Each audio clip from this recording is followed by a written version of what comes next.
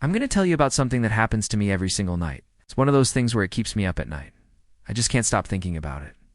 And it's all because of this painting I did a couple weeks ago. Yet, before we get into this story, let me explain what happened with this painting.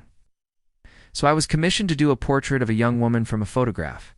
She had very long hair, so I decided to paint her hair in a way that cascaded down the canvas like water. Put a lot of effort into this piece. I worked on it for 2 or 3 days. And when I finished it, I thought it turned out great. The colors were vibrant, and the brushwork was loose and spontaneous. It felt alive. And most importantly, it captured the essence of the subject. But that's not all that happened during those few days. Something else occurred while I was working on this painting. Something inexplicable and disturbing. Let me describe it to you. It started subtly. I was sitting at my easel, brush in hand, ready to put some finishing touches on the painting. As I mixed the colors, trying to match the exact shade of skin on the young woman's face, I heard footsteps. Footsteps in my studio. Now, I live alone. I work alone. My schedule is erratic and unpredictable. I always keep my door open. It's an old habit from when I lived in New York City. Back then, if you kept your door open, everyone could see what you were doing. That way you were less likely to be robbed or attacked. So I've always kept my door open ever since. But still, no one should have been walking through my studio at night. I stopped mixing the colors and listened intently. I heard them again, slow, deliberate footsteps pacing back and forth. I didn't want to believe what I was hearing. So I continued painting, trying to ignore it. But the footsteps persisted, and then I heard a voice. It was soft, almost a whisper. Beautiful. I froze with the brush hovering over the canvas. I couldn't believe what I was experiencing. I told myself it was just my imagination, that it had to be some trick of the light or the wind. But as the days passed, it happened again and again. Every night around the same time, I would hear footsteps and a whisper, beautiful. Sometimes I would hear the whisper before the footsteps, and sometimes it would come after. But they always happened together. Like tonight, for example.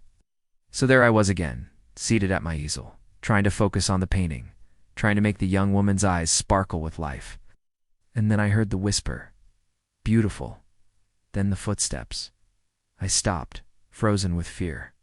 What was happening? Was I going crazy? Was this a hallucination brought on by stress or fatigue? Or was there someone else in the studio with me? Determined to find an answer, I decided to investigate. I set up a camera to monitor the studio while I slept. I woke up the next morning. I checked the footage. There was no one there. I checked the window. It was locked, and the curtains were drawn. I checked the door. It was slightly ajar, but anyone entering would have had to walk across the entire studio to reach my easel. Ow! And I would have definitely heard them. Plus, the door is old and makes a lot of noise when it opens. Frustrated and confused, I tried to dismiss it as a figment of my imagination. But that didn't ease my anxiety.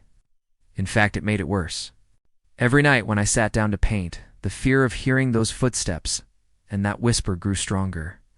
It became a torment, a constant cloud hanging over me, sapping my energy and focus. And then it happened again. I was painting, lost in thought, trying to capture the essence of the young woman in the portrait when I heard it. Beautiful. I jumped, knocking over a glass of water. Before I could react, footsteps approached my easel. I didn't want to turn around. I knew what I would see. I didn't want to believe it, but I knew it was there. When I finally gathered the courage to look, there she was, standing beside my bed, the young woman from the painting.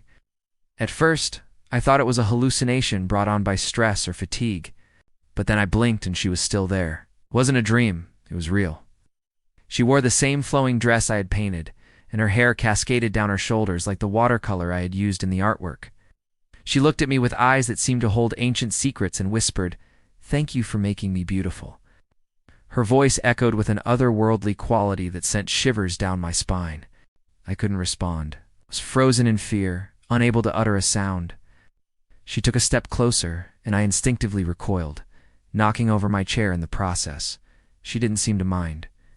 She continued advancing, her eyes never leaving mine. As she approached, I noticed a strange detail. Her feet didn't touch the ground. They were floating just above it, as if she were weightless. A sense of dread washed over me, and I tried to speak, but my voice caught in my throat. She stopped in front of the painting, her gaze fixed on her own image. "You captured me well," she said, her voice a mere whisper. "I haven't seen myself in so long." I wanted to scream, to run, but terror kept me rooted to the spot. She turned slowly, her eyes meeting mine once more. "You have a kind heart," she said. "You gave me form and beauty." Then she did something that shattered the last remnants of my composure. She smiled. It was a sad smile, filled with longing. "Will you let me stay with you?" she asked. "Just until sunrise? I hate the darkness." Her words hung in the air, echoing the unspoken fear that had been gnawing at me. How could I refuse her? We stared at each other, the silence stretching between us. Finally, I managed to choke out a response. How? How can I do that?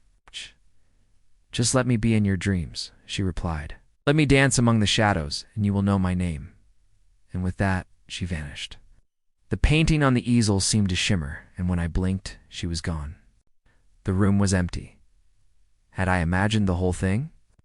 Was it a dream, a hallucination? Or was she really there?